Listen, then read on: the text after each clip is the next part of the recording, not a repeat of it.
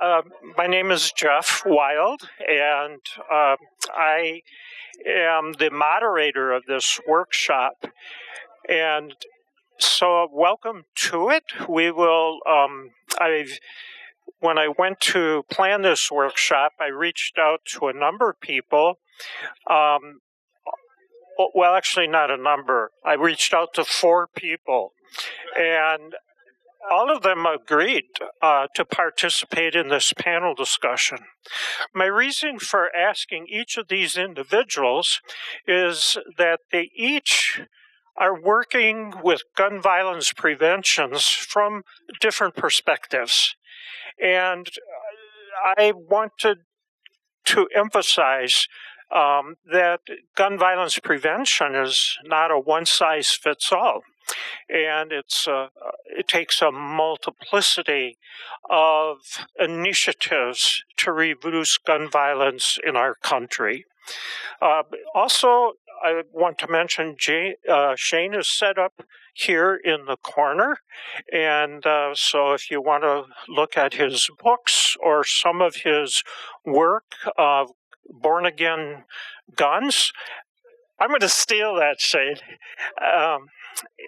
You are welcome to look at them.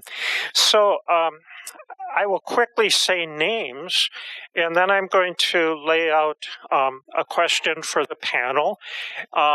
They will share, and they might respond to one another, but this session will also allow for answers and questions as well. So if any questions arise for you during their presentations, please note them, and we'll have the opportunity to engage in conversation after they've spoken. You will see an empty chair here. Another member of the panel is planning to be here. I almost said Republican, but that's wrong. Representative Sheila Stubbs, who has worked on firearm legislation, and she's tied up in another meeting for a while this morning, but is hoping to make it here before we adjourn for lunch.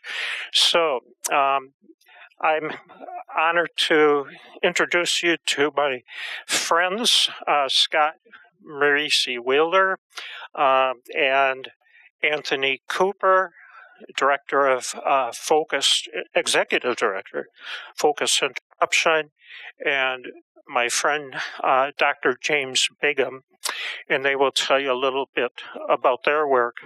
So I sent an email to everybody about a month ago asking them to address a question, and I've been wondering for the last few days, what was that question again? And I think it has to do with taking your calling as a person of faith. How does that shape the work you do in reducing gun violence in our country, and also identifying and sharing what the work you do is all about?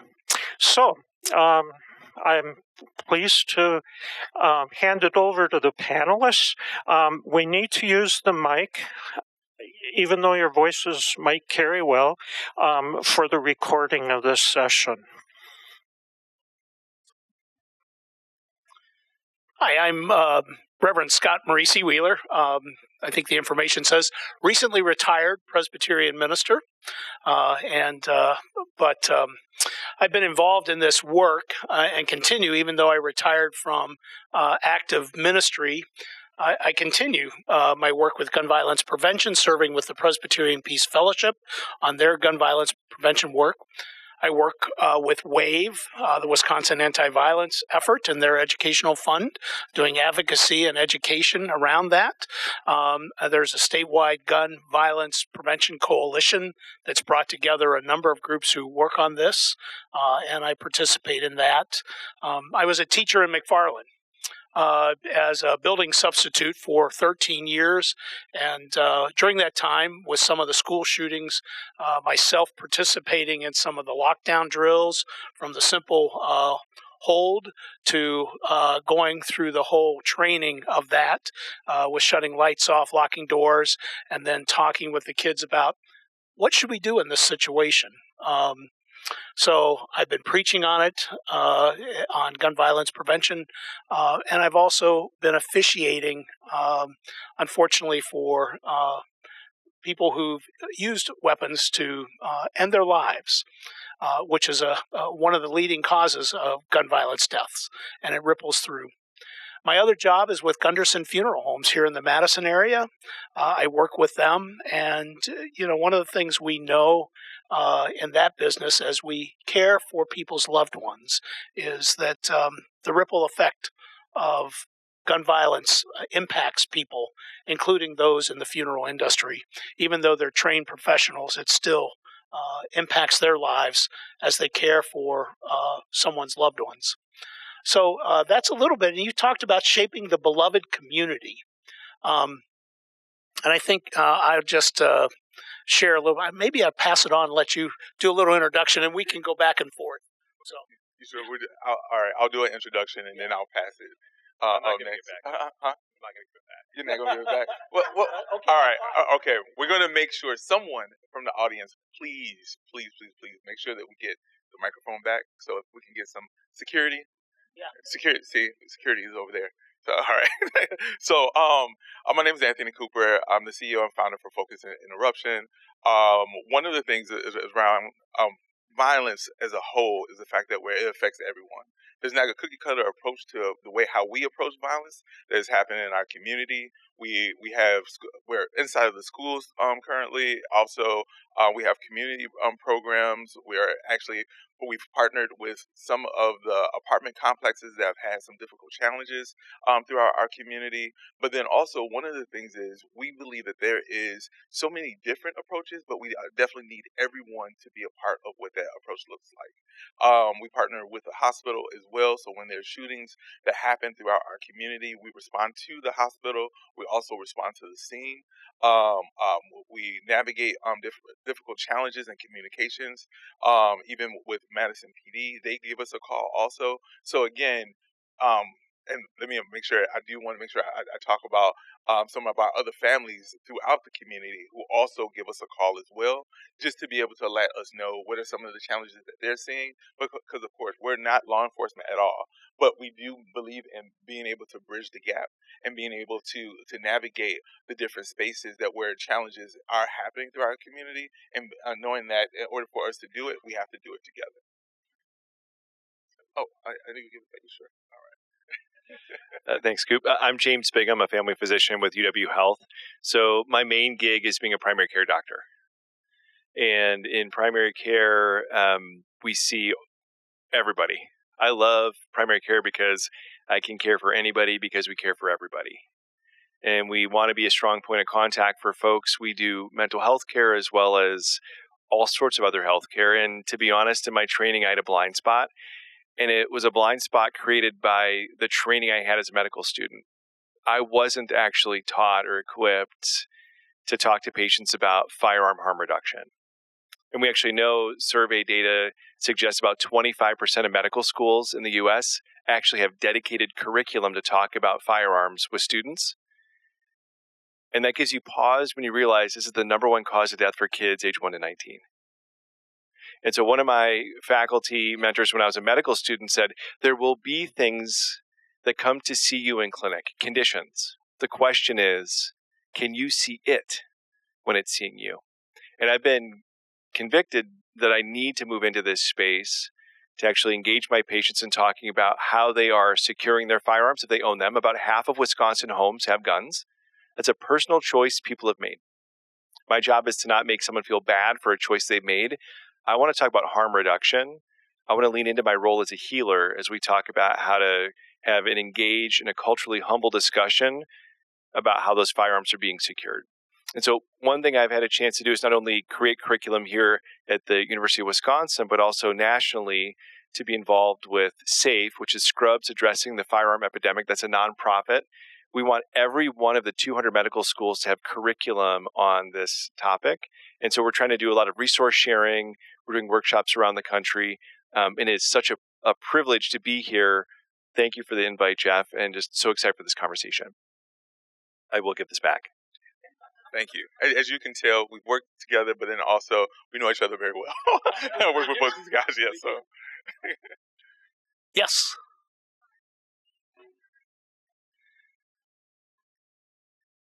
Okay. So getting a little closer. Okay. So, thank you for that. I've been involved for over 30 years with this, and I always tell the story. My first encounter with how to address gun violence, I was serving a church in Indianapolis. I was on staff working with youth and family, and 4 mothers. There had been some incident. I cannot recall what happened, but there was a incident of gun violence in the city, and these 4 mothers, one who was a cousin to Vice President Dan Quayle, who was a part of the church, asked if I would meet with them to talk about this and how we could begin to address that. Ironically, that day I had come from watching the movie Tombstone. If you know that movie at all, it's a lot of gun violence in that. But that began my journey to begin to address gun violence and gun violence prevention. And so from my church in Indianapolis, moving into Monroe, Wisconsin, where we began to deal with that there with some community forums and adult education and making some connections. Then up to Marshfield, where we had some incidences up there in the medical community and the community in general. We began to talk a lot more as a community and as a church. And how does this impact us as people of faith, and what is our calling? And I've carried that on because I think it's important from my perspective, the aspect of faith. And Shane addressed a lot of that today, and I thank you. I was saying a lot of amens to what you were sharing. I appreciate that. That we are called to beat our swords into plowshares. I really appreciated the comment about Jesus telling Peter, put that away, and it disarmed all of us. But mindful of that. And so I was blessed in Cambridge, Wisconsin, where I served a small church, that they were very open to that because a beloved teacher out of Cambridge who had taught there but had moved up to the Milwaukee area was shot and killed at school one time, and I can't remember the gentleman's name. But we also had another beloved community member and a member of the church, older gentleman, and a lot of this is an area of gun violence that we think about is older people. Clyde was 91, independent, was deaf, but was a championship golfer, had won statewide championships, independent, hunter, everything. He was great. I loved him. He didn't show up for the children's program on Christmas. He never missed a Sunday. I always dropped a manuscript on his pew so he could follow along. He read lips. After church, I was cleaning up, and one of my church members came and got me and said they found Clyde. He had used a shotgun, one of his hunting rifles, and ended his life. And that impacted all of us. And you begin to talk a little bit more, but that opened a door for me to have further conversations in my church about our faith and our calling. And the church has been financially very supportive of WAVE and other causes, but also very active in hosting groups. So for me, it is my calling as a follower of Christ to be a peacemaker, to beat our swords. I wear this orange stole. The Episcopals, bishops got these stoles. I saw it online, and the Reverend Deanna Hollis, who was our first ordained Presbyterian minister to gun violence prevention ministry, had one, and I said, "Where'd you get it?" She told me, and I ordered it, and I wear it when I go to the Capitol, when I speak in different places. I thought I should wear it today. So thanks to Jeff Wild, I have a cross forged from, I think, a rifle or a shotgun rifle that I wear also with that. if I have a disappointment with my work informing and shaping the beloved community, is that too many ministers, too many faith leaders are silent.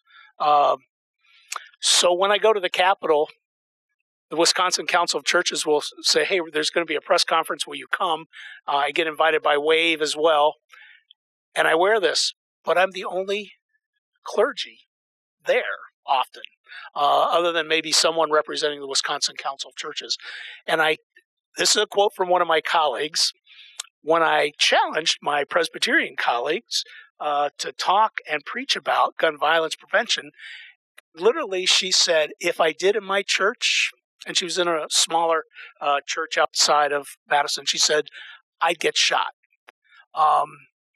And I think that's the thing. In the top 10 issues in 2025 that the Presbyterian Outlook listed for social justice issues, gun violence was not on the list. And yet every one of the things they listed is impacted by gun violence. And for me, that's, if you would, a sin. That we are silent and we're scared because we've turned guns into idols. So there's a lot of work to do, and the challenge is to challenge your faith leaders. If you're a faith leader, how are you speaking out on Sundays in the pulpit? Where's your prophetic voice on that? And what more can we do to address that? So that's where I'm at. Oh, wow. Oh, can everyone hear me? Awesome. Okay, perfect. Yeah, all right. I know like sometimes I talk a little low, so I just want to make sure I do a mic check. First, I want to thank you for all of what you just said, because it's a lot of things. So I want to talk about this in a lot of different ways, right? So by one, being a man of faith, but then also being someone that has been impacted by the criminal justice system, being someone who has been impacted by firearm violence. It saddens me, right, to everything that what you said. But I think the other piece of that is that now that we're starting to see, we've seen this nationally. Now that we starting to see, gun violence has been around. This is nothing new, right? And when we talk about gun violence, we can't just talk about the fact of, someone just black and brown people who may have caused violence against each other. We also have to be able to talk about violence that people are harming themselves. We also have to be able to talk about violence that is just, is happening throughout our community just as a whole. So it's more than just, when we say gun violence, it's not just saying, hey, you know what? So what? It's okay because it's in that person's neighborhood. Because for so long, that's how many people actually looked at gun violence, period. So if it doesn't happen in my backyard, if it doesn't happen at my park, if it doesn't happen at my church, if it doesn't happen on my block, it's okay. So, but the more that we start talking about gun violence and how it's affecting everyone, that's when we really start to truly see true change. That's when we're really being able to, when we talk about healing, when we're talking about churches who want to be involved, because there's people who sit silent and who have also been impacted by gun violence in church, because they don't want to have the conversation, talk about the healing. So something that we talk about, so I go to a Fountain of Life Church. Some of you may know or may not know a Fountain of Life Church right here on the south side with Pastor Alex G.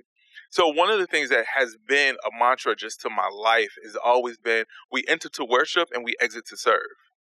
So, and I continue to, no matter how it plays out, we find different ways of being able to serve, right? So when we're talking about gun violence, being here right now, this is a way of being able to serve, to making sure that we're having the broader conversations about the challenges that are happening in our community that are around gun violence as a whole, period.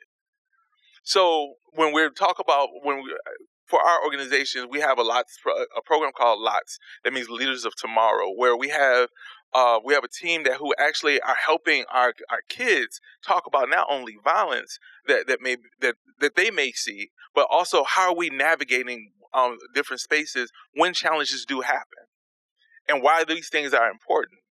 Or we have our aftercare and recovery team who is actually connecting with people as well to making sure. So once a violent incident happens, then what's the follow up? Because if they may come to a doctor, they may eventually see a physician, but then what's the follow up behind that? What happens next year if they lose connection? So we find all the different ways of being able to serve and being able to make the broader connection that are more long term. Because when someone is impacted by violence, regardless if you are a 6-month-old baby or or adult, a 55-year-old man or woman,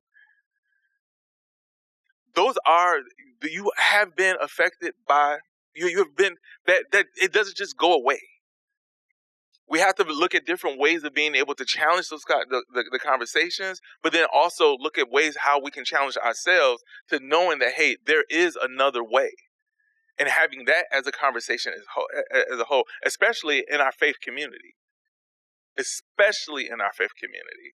Just the fact that when you had talked about, hey, well, someone, they want to have the conversation, but they're in fear of being shot. This is a pastor is saying, is that right? So that was a pastor who was saying that. That's a problem. But if we're all having a conversation about like, hey, you know what, we need to start, the challenge is as members of churches or I don't know if everyone is of the same faith here, but yeah. But what I will say, wherever you're at, the conversation needs to happen. I'm sorry, I can get long-winded, so I'm going to make sure I'll share. You okay? I'm saying amen over here. All right, okay.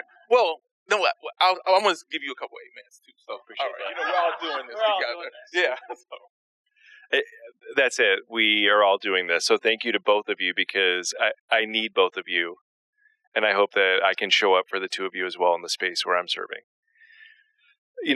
As a physician, it's a unique position to be in. I don't talk about my faith very much with patients because often they don't want to hear about that. They want to get their stuff fixed.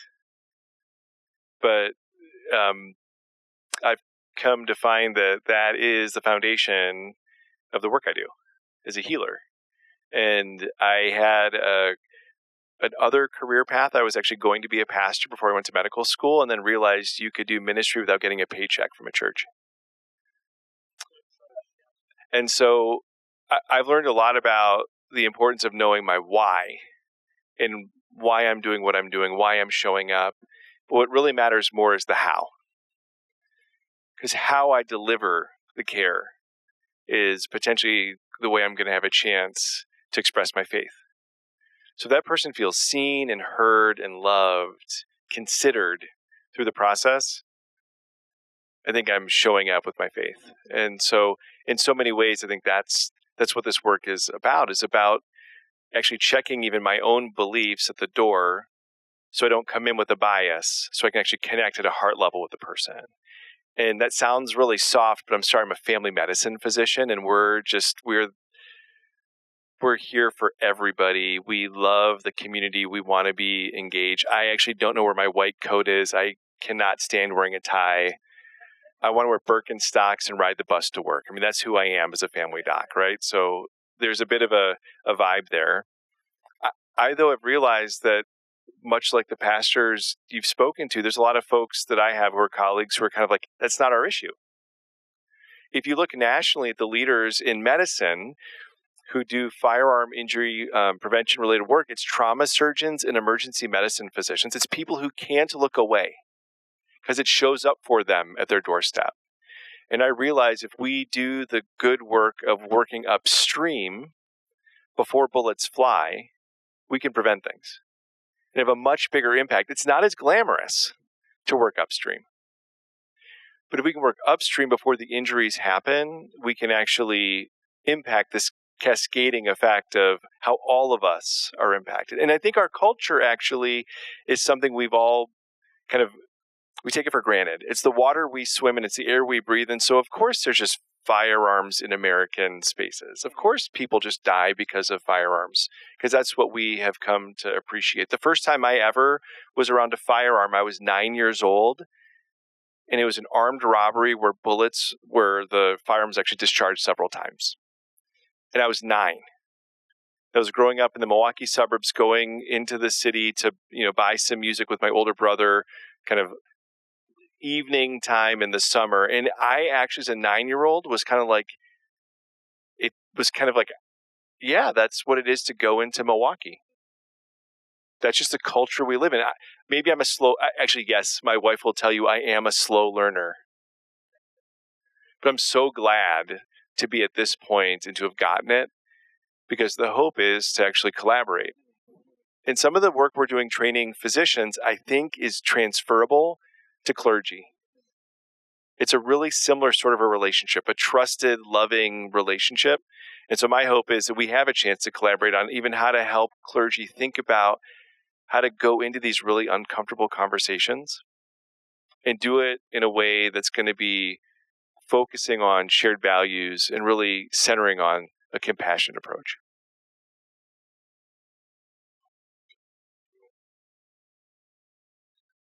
I'm practicing self-restraint here by not asking questions at this point, or sharing my own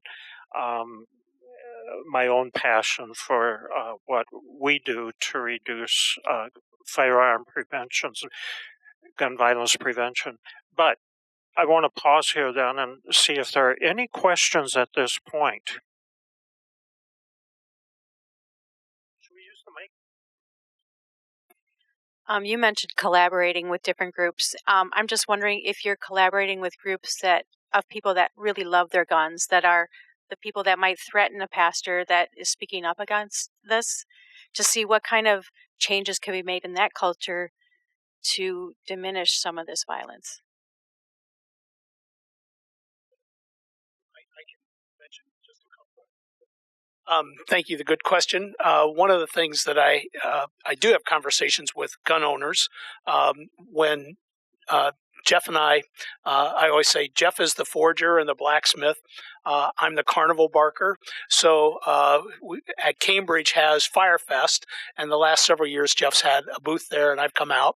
And while he's forging and giving demonstrations and talking with people about that process, I've had conversations with people who come up and say why. These guns are important and stuff. And so we can have an honest conversation in that avenue around that. Working with in the schools, the kids who are hunters, hunter safety and things like that.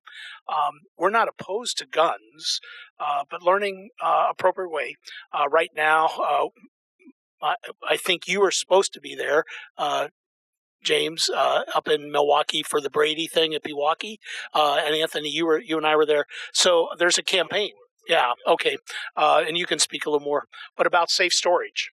And trying to talk, if you're going to be a gun owner, what's the appropriate way to store guns for family safety?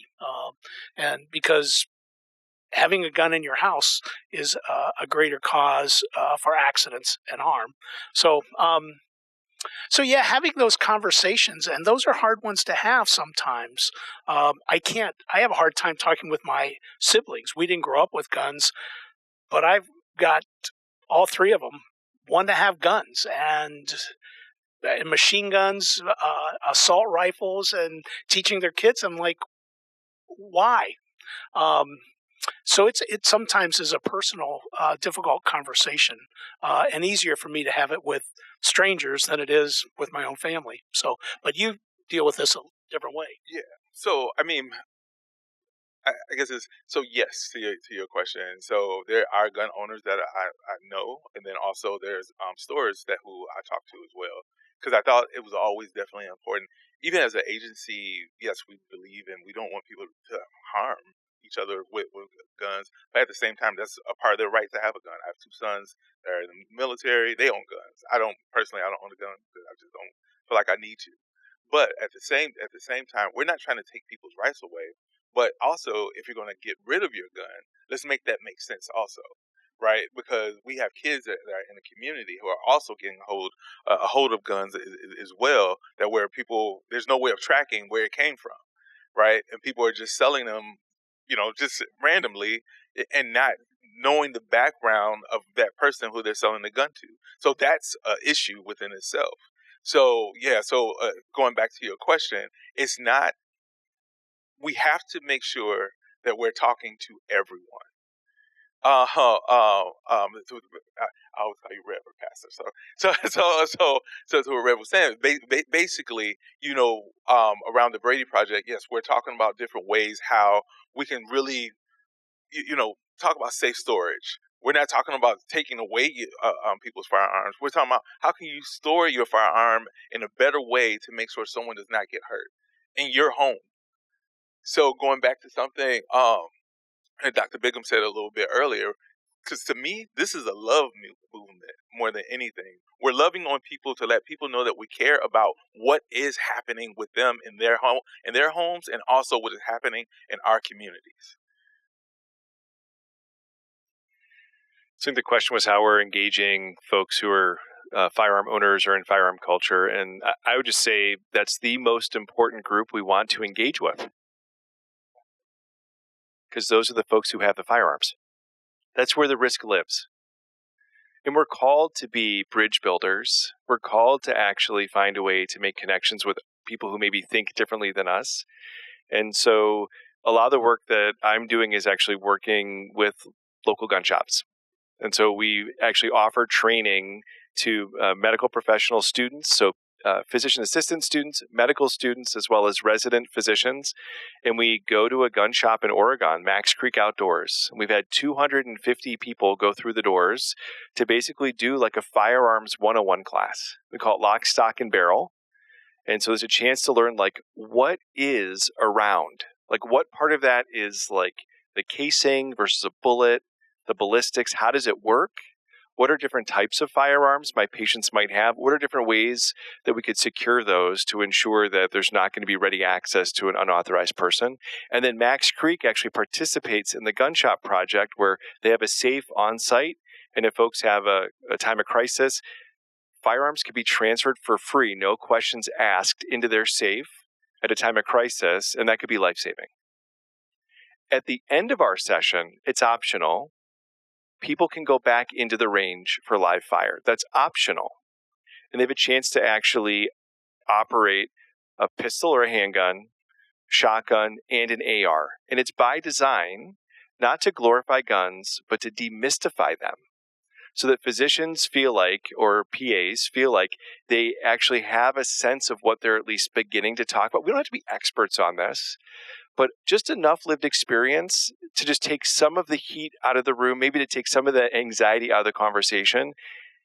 What I love, too, is the gun shop suddenly becomes a collaborator with us in harm reduction. Over the 3 or 4 years we've been doing this, the trainers I've worked with, I've actually heard their narrative change. I've heard it shift a bit.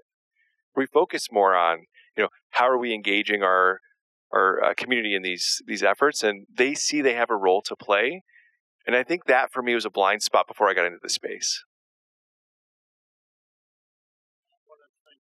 I've heard this numerous times over my years, but most recently when I was testifying on permitless carry, against permitless carry at the Capitol in a small room. The NRA lobby was there, as was someone else on a gun lobby, and they both said, it is our God-given right to have a gun. And I changed my testimony and challenged that. It is not anyone's God-given right to own a gun. God didn't bless that, Shane. You were speaking a lot to that, and that infuriates me. But it is a challenge because people, even in the faith communities, think somehow that is a God-given right, and we have to address that. We deal with this in healing and things. And one thing that Jeff, with our forging and dismantling and Guns to Gardens, we have guns brought to us where a gun has been used to end a life. And people want to see that gun dismantled and changed into something that took a life into something life-giving.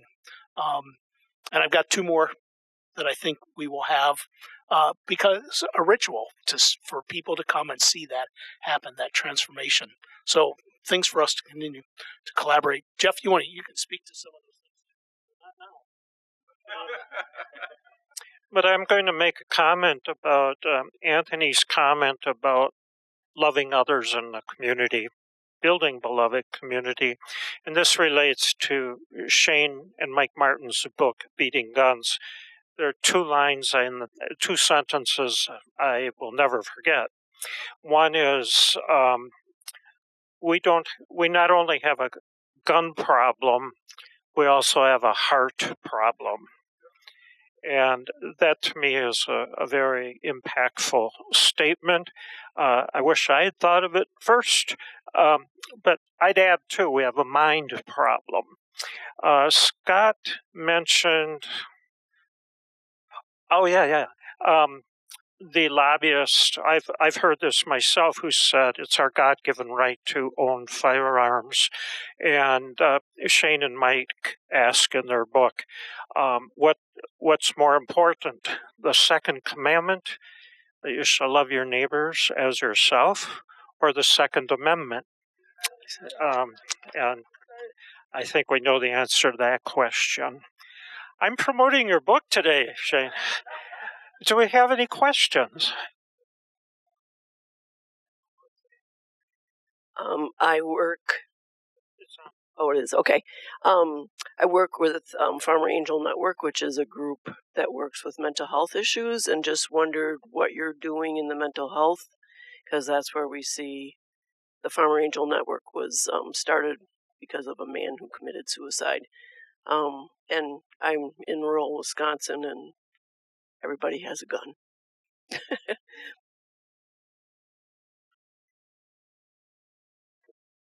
Actually, for our organization, we're actually connected with, we have Rainbow Project, Journey Mental Health, and also Anissa's Family Therapy.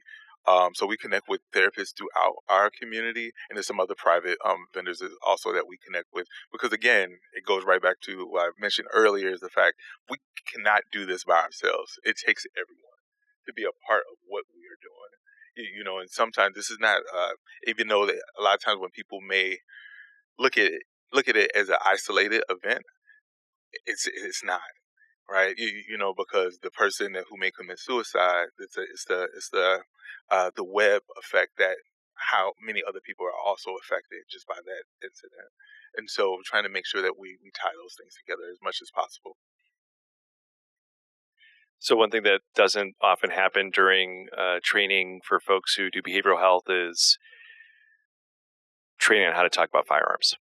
And so one thing that I've offered is to meet with behavioral health specialists to talk about how to talk about firearms. And both UW Health and GHC have taken me up on the offer. And so we have embedded behavioral health specialists in our clinics, our collaborative care. They actually all came out of clinic for a whole day, so like 40 of them, to get training and to learn about the cable locks we have available to give out in clinic, and to learn more about the partners we have in the community. GHC went so far as to actually pay their behavioral health folks to come to the gun shop with me for hands-on training. That's powerful. And we need more of this. I think actually what we need to do is show, like, yes, you can. This is part of what we're supposed to be doing. This should be like a CME, sort of a continuing medical education, sort of a training, because the stakes are so high. And really, as a first-line person, as a mental health provider, really important. We often think that it's the psychiatrists and other folks, but it may be a therapist. It may be a primary care physician. In some rural spaces, actually, even in Dane County, just there's not enough of the mental health side. And so it's actually going to take all of us. It might be your senior orthopedic. When I teach medical students about this, they realize, oh my gosh, actually, no matter what I do, even if I am an orthopedic surgeon, I should be ready to spot this and know how to at least begin addressing this issue. Sir?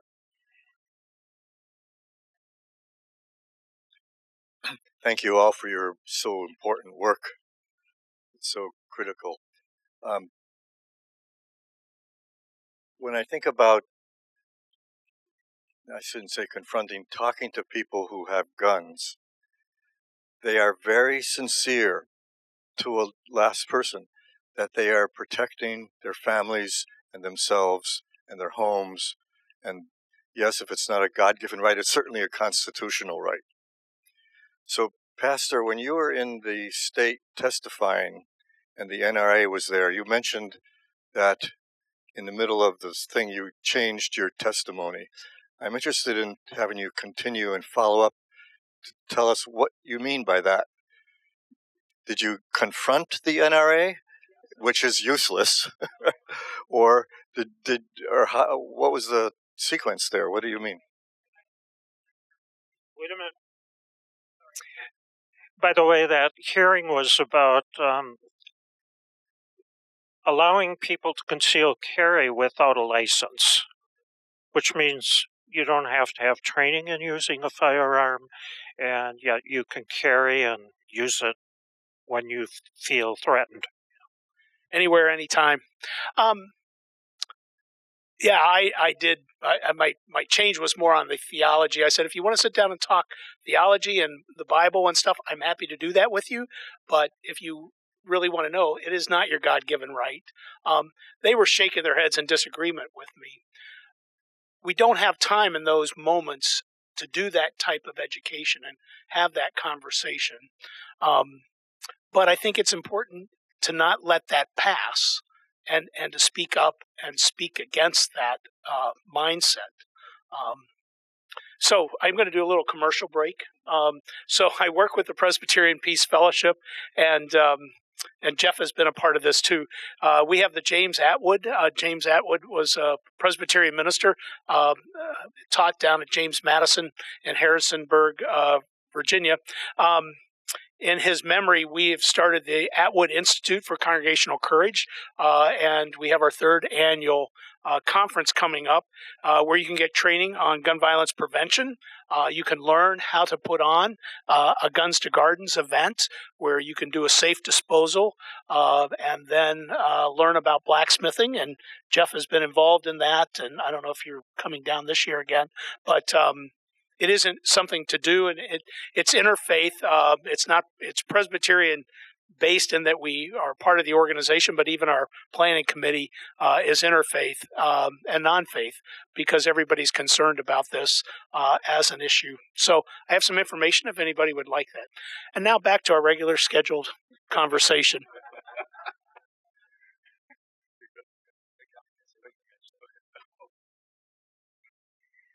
How do you take what you've learned from your one gun shop to other gun shops, and more importantly, the gun shows? Because their lack of background check, they'll sell anything to anybody, and they don't care. They're just there for the money, and I mean, there's no morality to it. How do you get to translate this to a larger area? Well, the gun shows are a whole different culture. Yeah, I think it starts one gun shop at a time. And what I've found is we've actually done this at multiple gun shops. So I've been down in Monroe as well to do work down there. And what I found is having the gun shop owner with whom I'm working make the point of contact with another gun shop to say, hey, would you consider meeting with Dr. Bigham to talk about this? And then I actually go and I show up as a human being.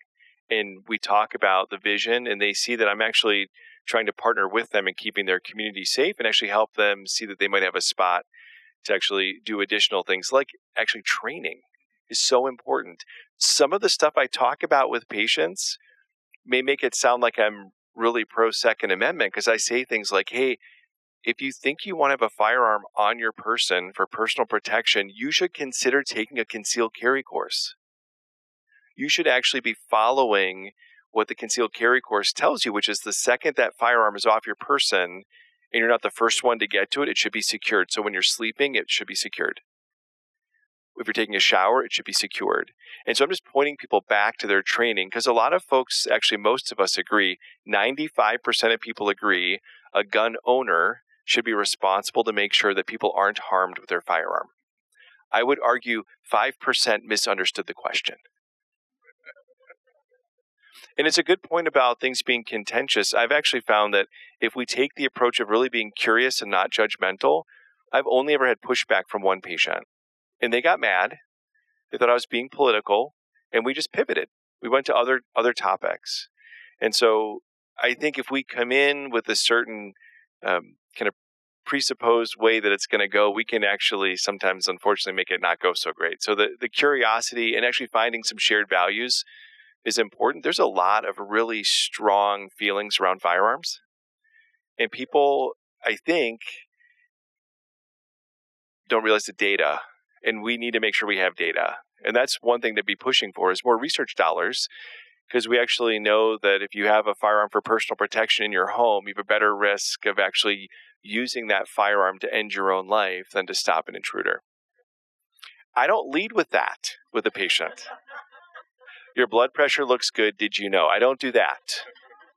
But to know the data is there helps me with my why.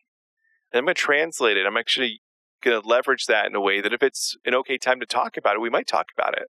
But I tell patients all the time, if you haven't been shooting your gun, you need to go and shoot it.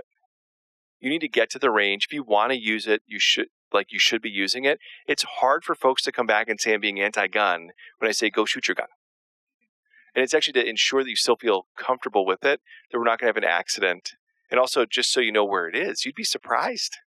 People sometimes have them tucked away, and it's like, we should make sure we know where they are, because we should be responsible that no unauthorized person has access.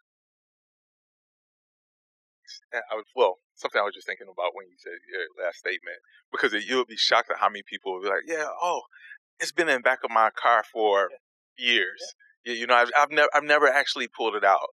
Or so as you all know, there was different challenges around just Madison as well with stolen cars, right? So you all would be shocked. I wish I had the exact. I don't want to give you a false number. Every 9 minutes. Yeah. Every 9 minutes in America, a gun is stolen. Yeah, and so and then you add that on top of the fact that how many guns are actually inside of those cars. It was crazy. Most of those cars that were reported were basically, most of those people said they had some type of firearm in their car, right? But one of the things I do want to make sure I add before I pass it on is the fact that I just hope that this is a consistent conversation, right? That this conversation doesn't just happen here, then it stays here. And I just want to say it, and y'all may hear me say it again, that hopefully you all are also having the conversations, not regardless if it's with your churches, with people who you know, about just firearms as a whole. And then when you talk about safe storage, you talk about what is actually happening in our community. If you can, be involved. Be involved as much as possible. For our organization, I don't know, Jeff, if you shared out our website, but I'll say it out loud. It was www.focusinterruption.org. Yes. Oh, yes, we do have a table here. Yeah. Right over there, we have a table, cards, and information about our organization. Grab a stress ball. I don't know about you all, but I've had some stress in my life. I should probably have one right now, but definitely, but making sure that this is a conversation that leads to action, and making sure it doesn't just stay here, in the basement of the church. I was just going to follow up with cars stolen, firearms taken and stuff. The one group, and if we follow the money, that doesn't care if your firearm's stolen, but benefits from it, is the gun manufacturers. And if we would trace the money back, they're the ones that need to be held accountable. We need to talk about that, because the gun shop in Oregon had a break-in, had all the guns stolen. A number of years ago, I remember reading about it. The insurance company, they get their guns back, but the manufacturers make more guns. And for every gun that's stolen, even the ones, I think Mike Martin said this, that for every gun we chop up, they make 3 additional ones. So we're always behind on this. So anyhow, there's a question, Jeff. First gun manufacturer, a guy named Eli Whitney. He took an order during the Civil War, and he didn't know how to make guns, but he figured it out. And that was the beginning of the manufacturing process of armaments. A lot of those people who started manufacturing guns were in it for the money. they were selling it along with washing machines and stoves. Thank you. I liked a quick comment. I like to joke with people, you have a right to be wrong. So feel free to use that if you need to. But a question that I have is, I'm curious, when you're having these conversations with people who are pushing back, has there ever been a moment where you start to see that they start getting it, right? The wheels turn. So what points have you stated where they're like, okay, now I see your perspective? I feel all depends on who I'm talking to, right? So if I'm talking to community members, I just really just kind of I'll call it data. How many people in your family has been affected by gun violence? Let's talk about it. Who do you know in your family who has been affected by gun violence? Just that's the simplest thing possible. Many people throughout our community, whether black and brown, white, everyone says, I know someone. So if you're starting off with just that one person, now let's also talk about the why. How did that happen? Right? So I haven't really had too much pushback. But because I'm always open, and most people who know me throughout the community know I'm willing to sit down and talk with anyone. Right? But then also, I'm gonna hear you, I'm gonna respect what you say, but also I want you to understand where I'm coming from as well. And again, then you have good friends like these people here, right? You build different types of relationships that where you can at least. I think that we need to live in a community for us to be able to challenge each other, but also respect each other. We're not going to always, I've been married now 20 years. Me and my wife, we do not always agree on everything. I wish it worked that way sometimes, but it doesn't, right? But that's a part of a relationship. But that's also how we've strengthened our relationship as well, because it helped us to be able to navigate through the difficult conversations, to at least to be able to have some type of voice of reason, even when we don't agree. So that's me personally. I feel like that's something that we also have to do as a community as well. Yeah, I think if I'm doing this well, it's subtle. And so it's like turning a dial. And I think sometimes if we're talking about culture shift, it's going to take a little bit of time. So it means like the shifting of the tides, if you will. And so I think showing up and being willing to have the conversation, normalizing the conversations on this may actually be the way this happens.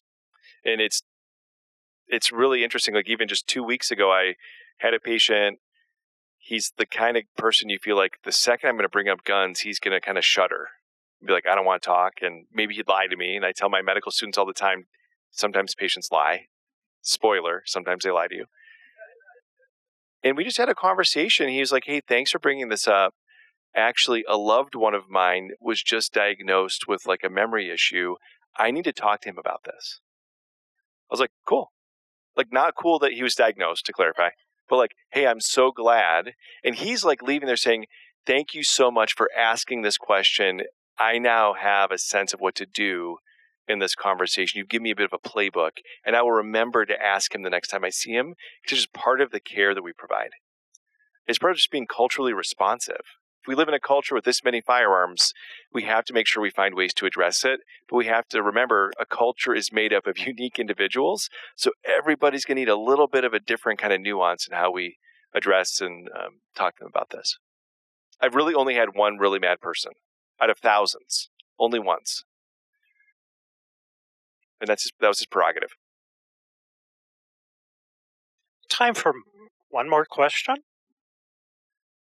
Great.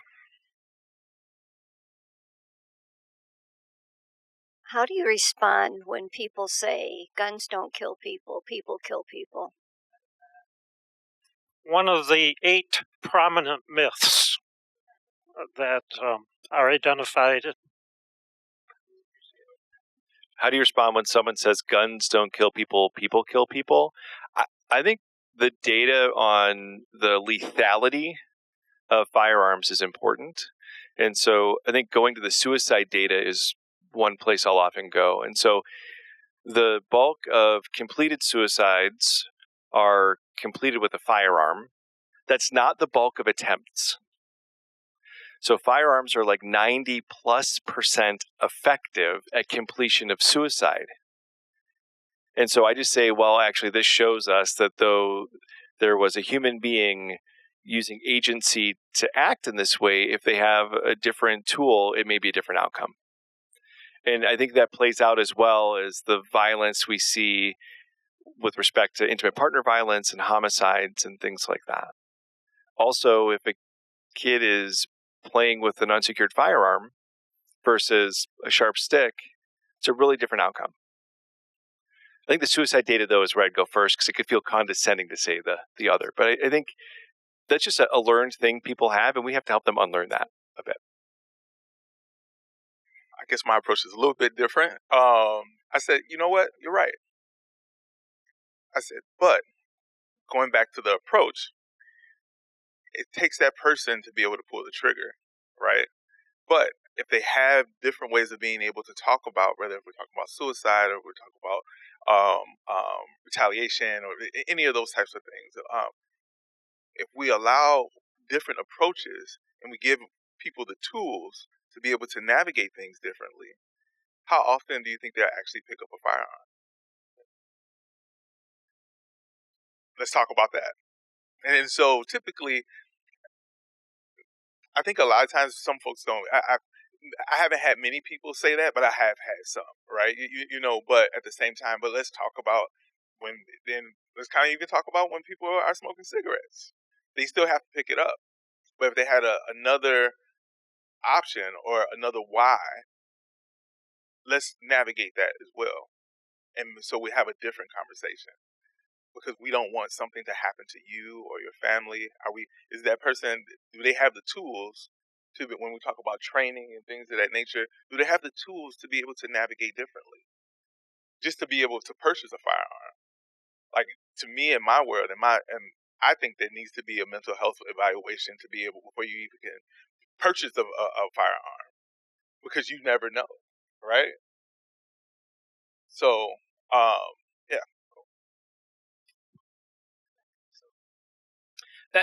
As Jeff said, it's one of the myths that's that the NRA and the other gun lobby put out there and people hold on to.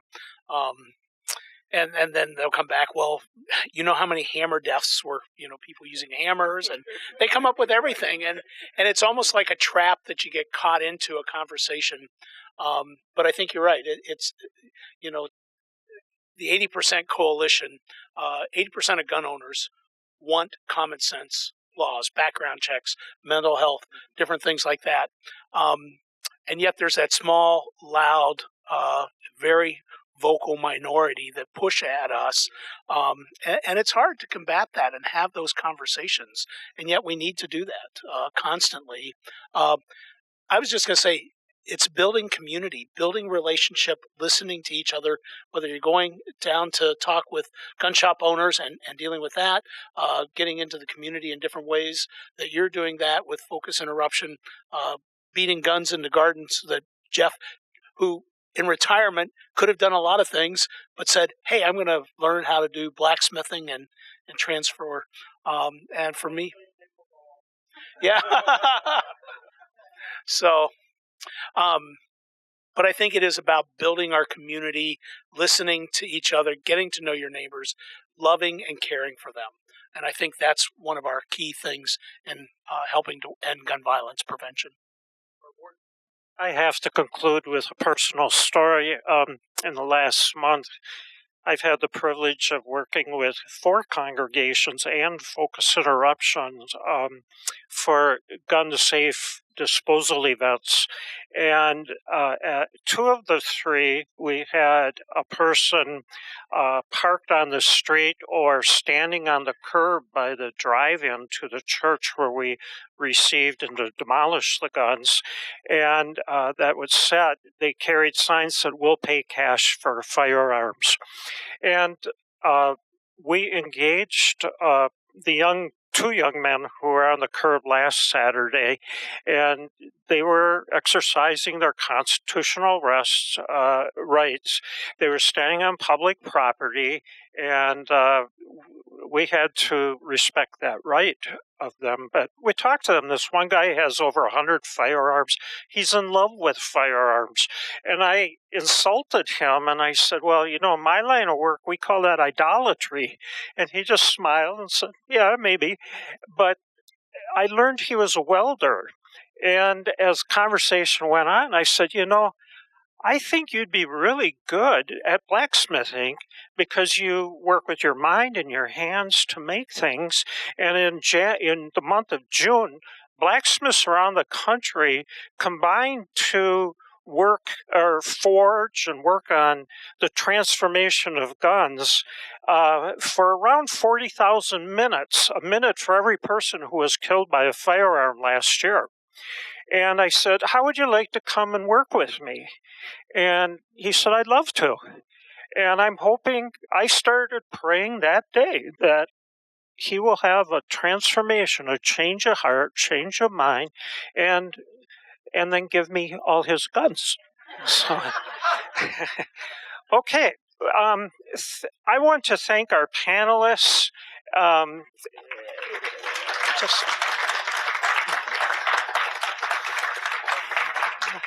I just appreciate you so much. Thank you. And thank you for your participation, your questions, and thank you so much.